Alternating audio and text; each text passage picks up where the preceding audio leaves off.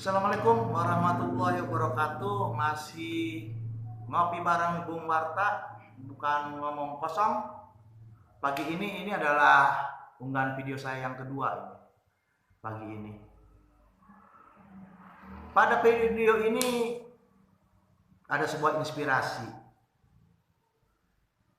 Bagaimana mencari pendapatan tambahan bagi seorang wartawan atau jurnalis. Terlebih di masa pandemi ini, keadaan memang tidak terlalu baik dari sisi ekonomi, termasuk dari sisi pendapatan. Ini terjadi pada hampir semua sektor ekonomi mengalami kelesuan, mulai dari perdagangan, usaha jasa, buruh juga, termasuk di kalangan pegawai juga ini terkena dampak dari lesunya ekonomi akibat pandemi COVID-19. Perusahaan media selama ini sumber pendapatannya diantaranya adalah kerjasama iklan, baik itu dari pemerintah maupun swasta. Swasta ini kan bisa masyarakat umum juga. Maka pendapatan iklan ini dengan lesunya ekonomi akibat dampak dari pandemi atau wabah COVID-19 ini ikut terbawa lesu. Bagaimana terbawa lesunya? Misalkan pemerintah. Selama ini pemerintah kerjasama dengan media itu ketika mensosialisasikan program-program kerjanya. Sosialisasi program kerja, sosialisasi kegiatan. Ini bekerja sama dengan media, dan dari kerjasama itu ada pendapatan iklan advertorial, pendapatan advertorial atau berita berbayar. Itu dari sisi pemerintah. Tapi pada masa pandemi ini, pemerintah itu banyak yang mengalihkan anggaran-anggaran di satuan kerjanya untuk fokus menangani COVID-19. Maka ini akan berdampak. Paling yang tersisa itu adalah sosialisasi tentang kampanye perubahan perilaku, misalnya agar masyarakat mau memakai masker, untuk taat protokol kesehatan, 3M. Memang itu ada kerjasama yang dilakukan, baik itu dengan satuan tim gugus tugas, tapi ini sangat terbatas. Jadi lebih banyak yang fokusnya itu kepada penanganan pasiennya, bagaimana melakukan pencegahan COVID-19-nya, isolasi mandirinya, lebih banyak fokus ke situnya daripada ke bagaimana kampanyenya. Memang ada yang melakukan kerjasama dengan beberapa media dalam hal kampanye, terutama untuk merubah pola pikir masyarakat atau mengajak masyarakat untuk taat kepada protokol kesehatan. Namun kuotanya sangat terbatas untuk kerjasama ini. Demikian juga pada sisi pendapatan di sektor swasta, karena kegiatan swasta perusahaan juga lesu, daya beli masyarakatnya menurun, maka ini berdampak pada sisi pendapatan iklan atau promosi di sektor swasta. Maka dari berbagai persoalan tadi, ini sangat berimbas kepada perusahaan media, sehingga sejak awal terjadinya COVID memang semua perusahaan media terkena dampaknya. Tinggal bagaimana untuk bertahan, masing-masing perusahaan media itu punya strategi. Dan kebanyakan strategi yang digunakan oleh perusahaan adalah melakukan efisiensi biaya. Efisiensi biaya ini bisa dengan merumahkan karyawannya atau wartawannya, bisa juga dengan mengurangi volume cetaknya, Misalkan media yang tadinya cetaknya itu dari hari Senin sampai dengan hari Sabtu, bahkan ada yang sampai dengan hari Minggu, dikurangi, misalnya hanya pada saat hari kerja saja, Senin sampai Jumat, atau bahkan ada yang lebih dikurangi lagi, itu kan tergantung strategi dari perusahaannya untuk efisiensi anggaran tadi, biaya tadi. Lesunya kurangnya sektor pendapatan dari sisi iklan ini, kemudian perusahaan juga ada yang mengurangi, artinya memangkas tunjangan transportasi, tunjangan tambahan untuk liputannya, itu ada yang dipangkas juga. Karena untuk efisiensi tadi, untuk bertahan, agar perusahaannya tetap bertahan.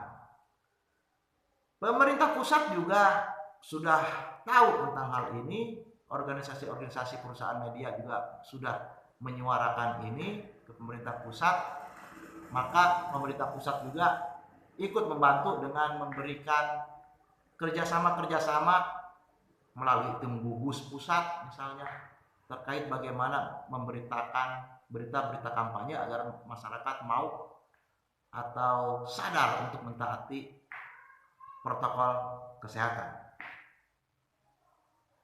Kembali kita kepada bagaimana wartawan bisa mendapatkan penghasilan tambahan pada masa pandemi COVID-19 ini. Namun tentu saja mencari penghasilan tambahan ini jangan sampai mengganggu aktivitas kerja kita sebagai pekerjaan atau profesi pokok kita sebagai seorang wartawan. Ya, karena memang wartawan kan sebenarnya jadwal kerjanya juga cukup padat juga. Maka kita harus mencari penghasilan tambahan, aktivitas tambahan yang tidak menghambat atau tidak mengganggu pekerjaan utama kita sebagai seorang wartawan. Banyak inspirasi yang bisa kita lakukan, bisa kita kerjakan untuk mencari penghasilan tambahan. Namun akan coba kita share beberapa hal yang sepertinya memang sangat memungkinkan dilakukan oleh wartawan untuk mencari penghasilan tambahan tadi. Yang pertama adalah menjadi kreator YouTuber. Kreator YouTuber ini kan memang potensi yang sangat menjanjikan. Ketika kita kreatif, kita bisa membuat sebuah ide, sebuah video yang menarik dan bisa dinikmati atau disukai oleh banyak orang, maka ini menjadi sebuah peluang bagi wartawan untuk mendapatkan penghasilan tambahan dari menjadi kreator YouTuber. Konten apa yang bisa dilakukan? Konten yang bisa dibuat dan tidak menghambat aktivitas kerja kita, ya tentu saja keseharian kita ketika kita menjadi seorang jurnalis. Karena jurnalis itu atau wartawan kan setiap hari itu melakukan tugas liputan, dia pergi ke berbagai tempat, bertemu dengan banyak orang, yang ini bisa dijadikan sebuah konten video yang menarik bagi orang lain. Banyak orang yang ingin tahu pekerjaan wartawan itu seperti apa, jurnalis itu seperti apa. Dan banyak juga yang butuh informasi berupa tayangan video yang sifatnya lebih santai misalnya. Ini bisa dilakukan oleh seorang wartawan. Artinya seperti peribahasa, menyelam sambil minum air. Jadi dalam satu kali perjalanan, satu kali kita melakukan liputan, tapi kita juga bisa mengunggah video-video untuk ditayangkan di YouTube. Kemudian potensi menjadi YouTuber ini bagi seorang wartawan sangat terbuka. Karena wartawan ini kan punya banyak jaringan, punya banyak relasi. Nah, ketika punya banyak relasi ini kan banyak juga itu yang bisa kita wawancarai, yang menarik, kemudian kita unggah di YouTube. Termasuk juga kita dalam mencari subscriber-nya. Nah, subscriber ini kan bisa kita dapatkan dari jaringan-jaringan kita. Walaupun menurut mereka yang sudah piawai atau sudah biasa menjadi kreator YouTuber ini, memang tidak bagus juga kalau kita terlalu meminta gitu, meminta kepada jaringan kita atau teman kita untuk subscribe. Jadi kita biarkan saja secara natural, secara alami, bahwa orang-orang yang melihat video kita itu tertarik dan mereka mau men-subscribe. Syarat untuk mendapatkan uang atau mendaftarkan monetasi itu syaratnya 1000 subscriber. Nah, ini sebenarnya mudah diraih oleh seorang jurnalis. 1000 subscriber itu sangat mudah. Kalau ditargetkan dalam waktu 6 bulan sampai 8 bulan juga bisa tercapai kalau 1000 subscriber ini. Tapi yang menyulitkan orang itu biasanya adalah 4000 jam tayangnya. 4000 jam tayang ini memang harus volume videonya sebanyak-banyaknya. Maka kalau wartawan itu membuat konten sebuah YouTube, dia bisa bikin banyak video dalam satu hari. Misalnya liputan, dia ketemu dengan, kalau bikin 3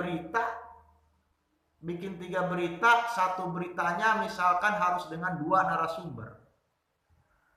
Berarti kalau sehari bikin tugas dari kantor itu 3 berita, maka dia bisa ketemu dengan 3 dikali 2 orang. Kalau narasumbernya minimal 2 orang, 6 orang narasumber bisa ditemui, maka ini bisa menjadi 6 video. Menjadi 6 video, belum lagi kalau ditambah dengan video-video perjalanannya, video-video kita menuju tempat liputannya. Ini akan semakin banyak lagi. Dan dalam satu kali wawancara itu durasinya kan bisa antara minimalnya 10 menit atau bisa 30 menitan kita bikin durasi dalam satu video. Maka kalau melihat potensi ini, menjadi YouTuber sangat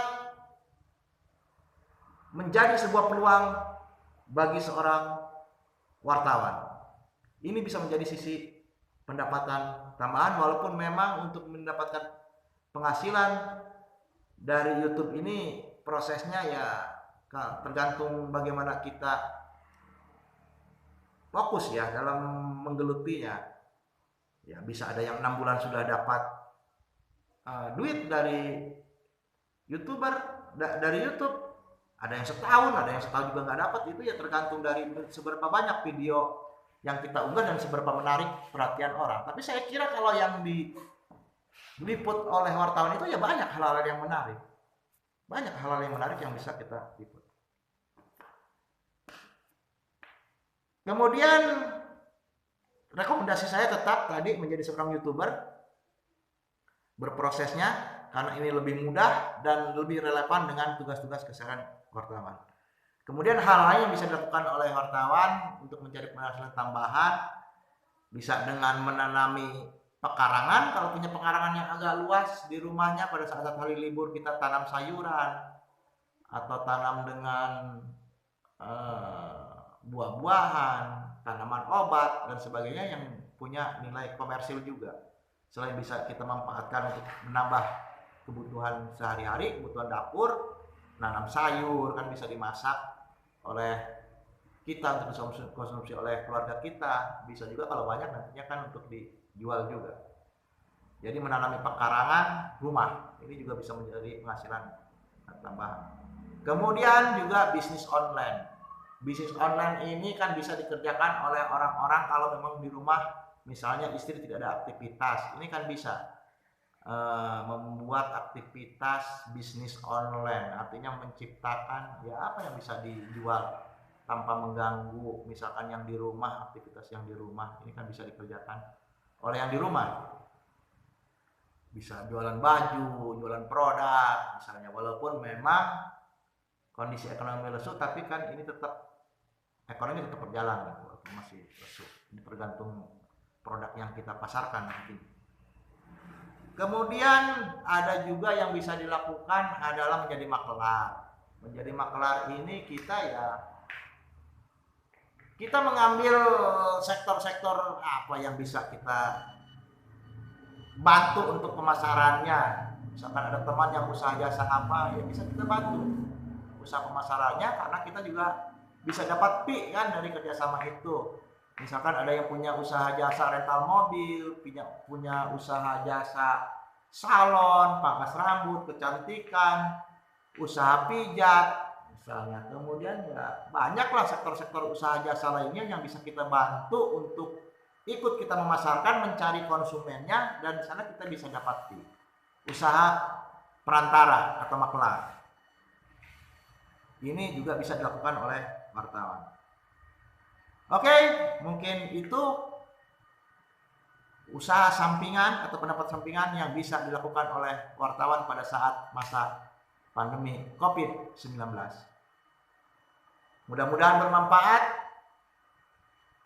Satu lagi yang ingin saya ingatkan, pada saat pandemi COVID-19 ini wartawan harus hati-hati dalam melakukan liputan, tetap jaga keselamatan, jaga kesehatan, patuhi protokol kesehatan dengan 3M, sering mencuci tangan, pakai masker, dan menghindari kerumunan. Artinya jangan kontak lah dengan banyak orang, kita jaga jarak, hal-hal seperti itu.